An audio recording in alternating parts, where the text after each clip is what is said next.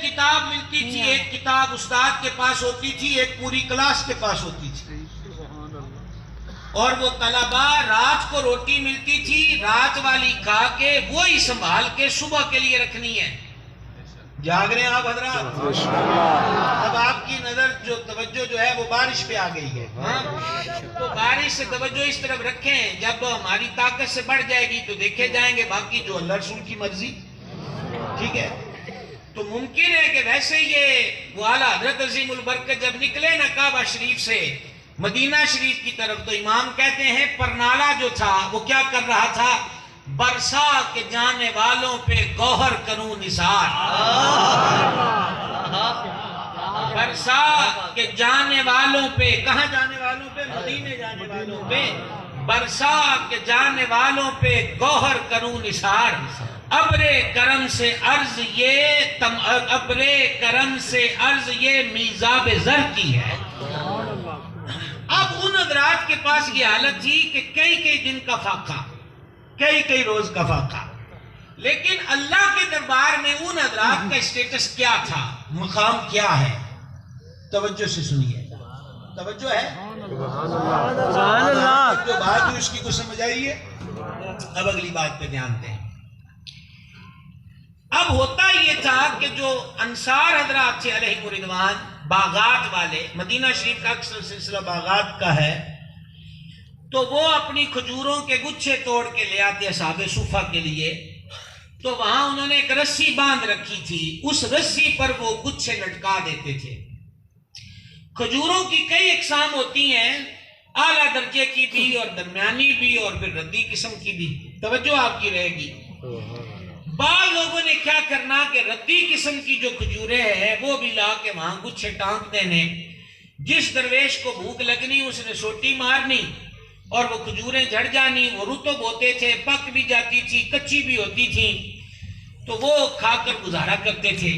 لیکن جب ردی کھجوریں وہاں ٹکنے لگ گئیں تو عرشوں کے مالک نے قرآن پاک میں واضح طور پر فرمایا، اس کا بھی آسان تفسیری مفہوم آپ کے سامنے رکھ رہا ہوں۔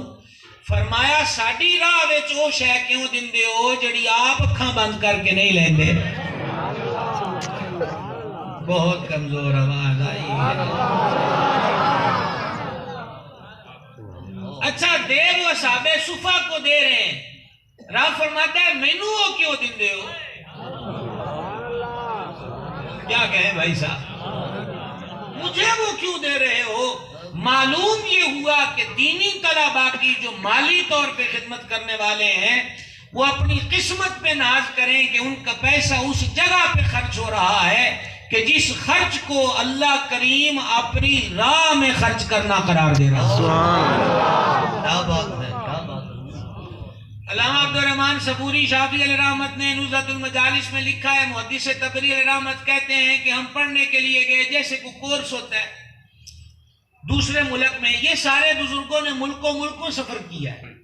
آج ہمارے طلباء کو چاہیے، خصوصاً درس نظامی والوں کو، وہ موبائل نہ رکھیں، رکھنا ہے تو کیمرے والا نہ رکھیں، بلکہ ان کا تعلق میرے دادا مرشد میرے آقا نعمت حضور سرکار سیدی و سندی ابو الفضل محمد سردار احمد قادری رضوی چشتی محدث اعظم پاکستان رحمۃ اللہ علیہ فرماتے تھے، طالب علم کا محبوب جو ہے وہ اس کی کتاب ہونی چاہیے۔ کون سی چیز ہونی چاہیے؟ کتاب۔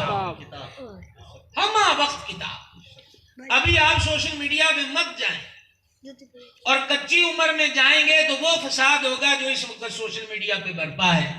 ابھی بزرگوں کی صحبت میں بیٹھیں، سیکھیں، سمجھیں، قرآن حدیث کا مزاج جانیں کہ وہ تربیت اور تبلیغ اور اشاعت دین کی کون سی طرز سمجھاتا ہے، اس طرز کے مطابق دین کی خدمت کی جائے۔ تو میں آپ کی خدمت میں عرض کر رہا تھا کہ یہ جو کتاب سے محبت کی جائے، سیدنا عبداللہ ابن عمر رضی اللہ عنہما سرکار امیر المومنین حضرت فاروق اعظم کے صاحبزادے ہیں، وہ فرماتے تھے کہ دین کا علم سیکھنے والے کو لوہے کے جوتے بنوا لینے چاہیے، نہ روز روز ٹوٹن تے نہ روز روز گڑمانا پوے۔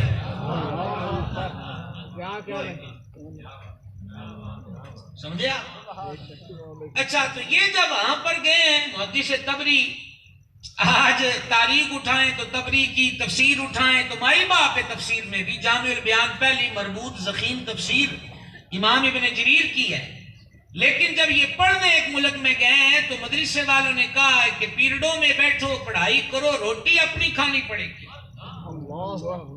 تو یہ کہتے ہیں 2-4 ساتھی تھے ان کے، وہ خرچ مرچ جو تھا وہ ایک یہودی کی دکان تھی وہاں سے لیتے تھے، جب پیسے ختم ہو گئے انہوں نے کہا واپس چلتے ہیں، اب مزید ہمارے پاس ذریعہ کوئی نہیں ہے کہ روٹی چل سکے۔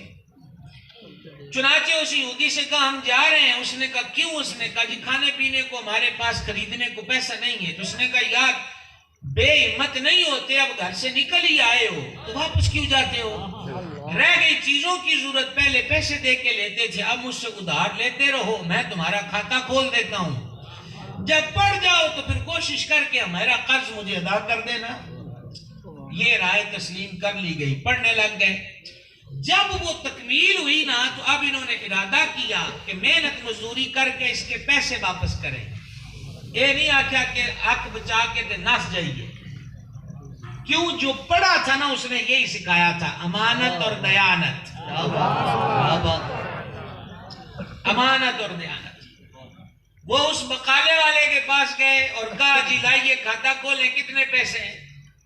انہیں کہا پیسہ کوئی نہیں ہے۔ تو کہا آپ تو کہتے تھے ہم تمہارا کھاتا کھولیں، انہوں نے کہا میں نے تمہارا کھاتا بنایا ہی نہیں۔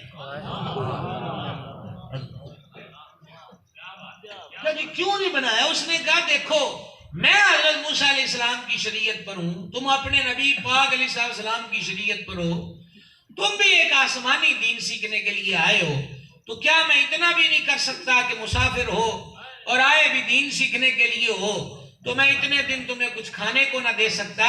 میرے ضمیر نے گوارا نہیں کیا، اس لیے میں نے تمہارا کھاتا نہیں بنایا۔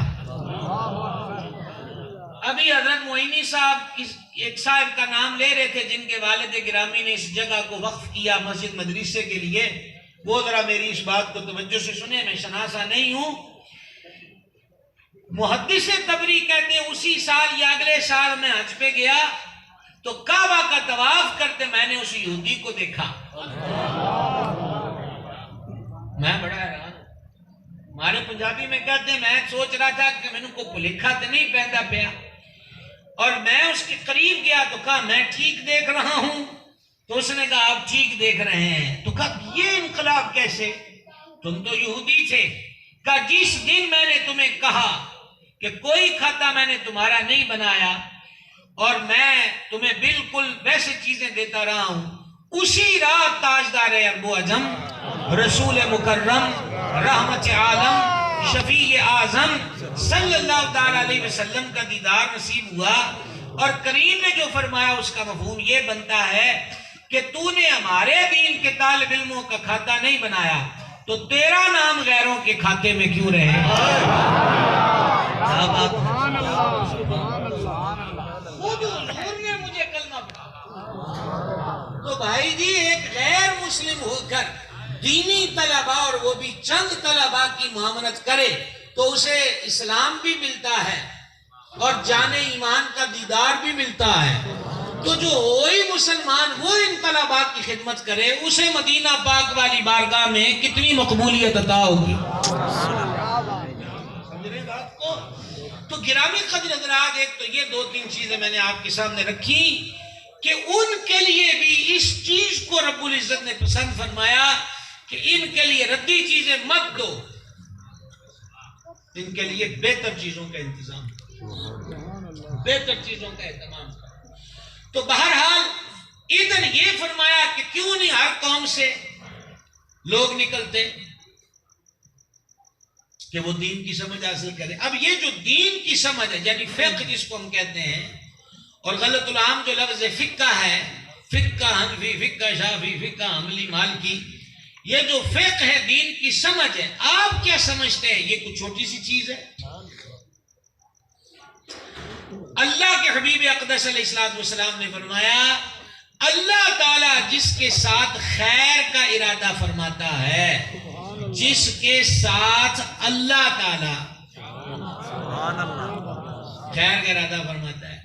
حضرت شیخ الاسلام سیدنا بہاؤالدین زکریا ملتانی کی چوکھٹ پہ جانے والوں اور حضرت رکن الدین والملہ سرکار سیدنا شاہ رکن عالم کی دہلیز پر اپنے غم کے افسانے سنانے والوں، کیا یہ امیدیں لے کر نہیں جاتے کہ حضرت شیخ الاسلام بہاؤالدین زکریا ملتانی نے اگر نگاہ کر دی اور اس بابے نے ارادہ کیا کہ میری مشکل حل ہو جائے تو ہو جائے گی؟ یہ نیت لے کر نہیں جاتے؟ مجھے یہ بتاؤ، ولی خیر کا ارادہ کرے تو کمی کوئی نہیں، جس سے اللہ خیر کا ارادہ کرتا دیتا کیا ہے؟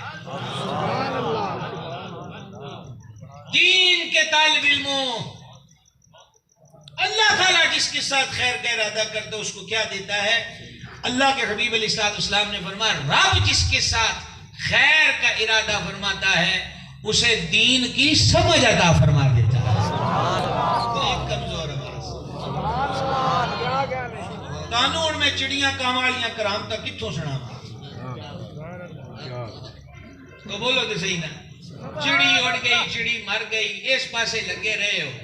بابیاں چڑیاں مارتیاں، بابیاں چڑیاں نہیں ماریاں، بابیاں نے نفس نو ماریا ہے۔ چڑی کیڑی شے مارنا کوکھا کام ہے، چڑی مارتی جیندی کرتی ہے تے سارا جلسہ لنگ گیا۔ رب جس کے ساتھ خیر کا ارادہ کرتا ہے، یہاں یہ بھی تو ہو سکتا تھا اسے جنت دے دیتا ہے، یہ بھی تو ہو سکتا ہے کہ یہ فرما دیا جائے کہ اسے جنت کا جو درمیان والا درجہ ہے وہ عطا کر دیا جاتا ہے۔ اس دھرتی پر اسے انعام کیا ملتا ہے؟ فرمایا اس دھرتی پر انعام یہ ملتا ہے کہ رب اسے دین کی فقہ یعنی دین کی سمجھ بوجھ عطا فرما دیتا ہے۔ ناز کرو اگر دین کا علم سیکھنے اس دور کے اندر مدرسوں میں بیٹھے ہو تو ناز کرو کہ یقیناً اللہ کی رحمت سے اس زمرے میں شامل ہو گئے ہیں جن سے اللہ خیر کا ارادہ فرماتا ہے۔ وگرنہ یہ زاری ٹیپ ٹاپ، یہ بنگلے کوٹھیاں، یہ گاڑیاں، وہی لگژری زندگی دیکھ کے مایوس ہونا۔ میں ہر جامعات میں اب روز صبح و شام تقریباً دستار بندی کے جلسوں میں آنا جانا، میں تو یہی عرض کر رہا ہوں جو میں مدتوں سے دیکھتا ہوں کہ بہت جلد ہمارا طبقہ مایوس ہو جاتا ہے، کہتے چھلانگ لگانی ہے۔ وہ ٹھیک ہے کہ میری قوم نے آپ سے سلوک اچھا نہ کیا، اس نے ایک مدرس اور نعت خواں میں فرق نہیں کیا، اس نے ایک شیخ الحدیث اور نقیب محفل میں فرق نہیں کیا، اس نے ایک 10 گھنٹے گھٹنے بچھا کر سارے کاموں کو بالائے طاق رکھ کر مستقبل کو عالم دیے اس میں، اور محض ایک واعظ جو دل لبھاتا ہے 2 گھڑیوں کے لیے جلسے کے اندر، قوم نے فرق نہیں کیا۔ لیکن آپ قوم کو کیوں دیکھتے ہو؟ قوم کو کیوں دیکھتے ہو؟ یہ دیکھو کہ ادھر سے نظر ہے کہ نہیں ہے۔ اس گل دے بھی خوشی نہ سبحان اللہ تو سے کوئی نہیں ہے، نہ بھی آپ کو دے گل پھر بھی یہی گل پھر بھی یہی بات پھر بھی یہی رہے گی۔ میں آپ سے یہ کرنا چاہتا ہوں کہ اور اگلی بات دیکھیں، یہ ایک مشن ہے، اسے فارمیلٹی نہ سمجھا جائے۔ خصوصاً جو حضرات درس نظامی کرتے ہیں پھر اس کے بعد تخصص کی دنیا میں آتے ہیں، آپ اپنا ذہن مشن کا ذہن بنائیں، اور مشن جو ہوتا ہے وہ اس کے اندر اجلت نہیں ہوتی کہ شامی رزلٹ دے۔ مشن میں کیا ہوتا ہے؟ طائف میں میرے کریم جلوگر ہوتے ہیں، اس چوکھٹ کے اس سگے بے ہنر کا استقبال تو پھولوں کی پتیوں سے ہوا، پر جن کے نام کے صدقے ہمیں یہ پھول ملے ہیں، طائف میں اس ذات پہ پتھر برسے۔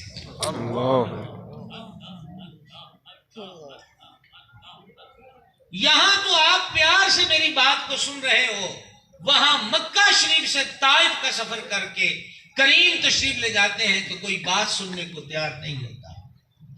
مکے والوں کے دیے دکھ الگ ہیں، طائف کی دی ہوئی تکلیفوں نے اور اس درد میں اضافہ کیا ہے۔ اور وہ نقش نال پاک جو ہم پگڑیوں پہ لگاتے ہیں، وہ نقش نال پاک جو ہم جانب قلب لگاتے ہیں، وہ نالین اقدس یہ نقش لگاتے ہیں، وہ نالین اقدس خون سے بھر گئیں، اور حضور ایک باغ میں جلوہ گر ہوئے تو اللہ تعالیٰ نے پہاڑوں پر مامور فرشتے کو بھیجا کہ میرے حبیب سے جا کے پوچھو، اگر حبیب ہاں کر دے تو دونوں پہاڑوں کو آپس میں ملا کے طائف والوں کو کچل کے رکھ دو۔ چنانچہ پہاڑوں پر مامور فرشتہ جناب میں حاضر ہوا اور عرض کی مجھے رب نے یہ فرمایا ہے تہاڈی ہاں دی لوڑ ہے، خدا کی رضا چاہتے ہیں دو عالم، خدا چاہتا ہے رضائے محمد صلی اللہ علیہ وآلہ وسلم۔ جانے جہاں علیہ السلام نے ارشاد فرمایا، اس ارشاد کا مفہوم خدمت میں پیش کر رہا ہوں۔ فرما ہم رحمت بن کر آئیں۔ اب میں بتا رہا ہوں مشن کیا ہوتا ہے اور مشن میں نتیجہ کتنی دیر بعد مطلوب ہوتا ہے۔ فرمایا انہوں نے کلمہ نہیں پڑھا تو کیا ہوا؟ جاگنا ذرا۔ یہ جن کو دعوت دے کر آیا ہوں اور بدلے میں پتھر ملے ہیں، یہ اگر درے توحید پہ نہیں جھکے تو کیا ہوا؟ ان کی آنے والی نسلیں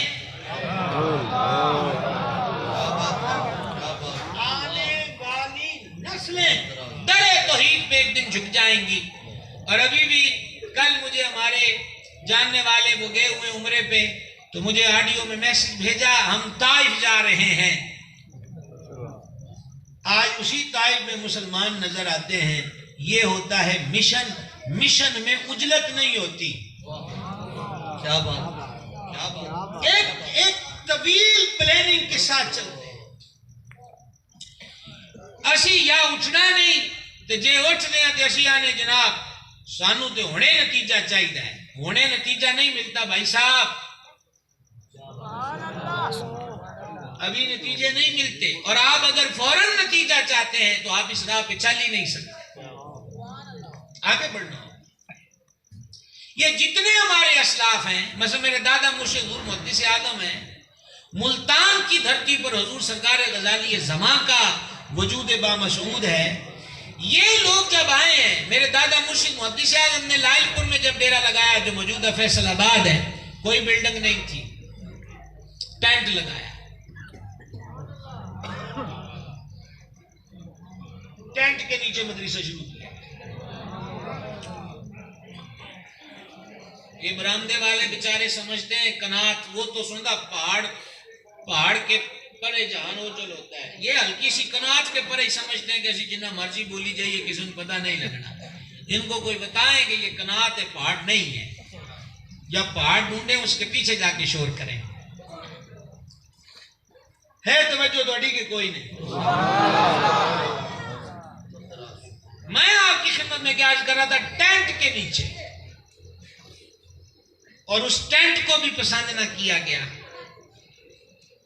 انگریز ڈی سی کا درخواست نہ دی گئی، مولوی سردار احمد آ گیا ہے، نقض امن کا خطرہ ہے، نقض امن کا خطرہ ہے، مولوی سردار احمد آ گیا ہے، کیونکہ محدث اعظم رحمۃ اللہ علیہ کی شان مناظرہ اور آپ کے علم اور دبدبے کے چرچے پارٹیشن سے پہلے ہی بر صغیر میں معروف تھے۔